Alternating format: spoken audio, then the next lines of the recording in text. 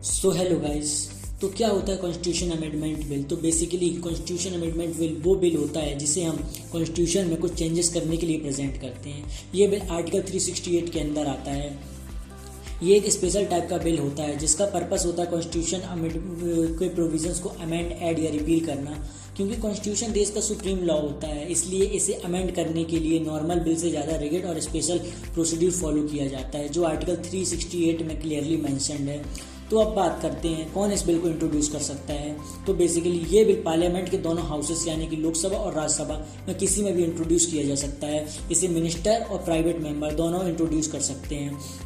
इस बिल को प्रेजेंट करने के लिए प्रेसिडेंट की पीरियड रिकमेंडेशन नहीं चाहिए होती है। तो अब आता है कि मेजॉरिटी रिक्वायर्ड क्या होती है इस बिल को पास करने के लिए। तो कॉन्स्टिट्यूशन अमेंडमेंट बिल को पास करने के लिए स्पेशल मेजॉरिटी की ज़रूरत होती है, जिसकी दो कंडीशन होती हैं। पहली, हाउस की टोटल मेंबरशिप की मेजॉरिटी, और दूसरी प्रेजेंट और वोटिंग का 2/3 ऑफ मेजॉरिटी। मतलब कि हाउस में जितने मेंबर हैं उसका 50% से ज़्यादा आना चाहिए, और जितने प्रेजेंट हैं मेंबर हाउस में उसका 2/3 मेजॉरिटी चाहिए होती है। इसे हम स्पेशल मेजॉरिटी कहते हैं।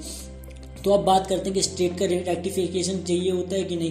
तो इस कुछ ऐसे प्रोविजंस हैं जिसमें स्टेट का भी रेक्टिफिकेशन चाहिए होता है। 50% स्टेट का भी रेक्टिफिकेशन चाहिए होता है क्योंकि इंडिया एक फेडरल स्टेट है जिस पर स्टेट और सेंटर दोनों के पास पावर होती है। इसलिए हमें कुछ ऐसे प्रोविजंस हैं जैसे कि प्रेसिडेंट से इलेक्शन रिलेटेड, सेंटर और स्टेट के बीच का लेजिस्लेटिव पावर, सुप्रीम कोर्ट और हाई कोर्ट की पावर, इन सबको अमेंड करने के लिए हमें स्टेट्स के 50% से भी रेक्टिफिकेशन चाहिए होता है।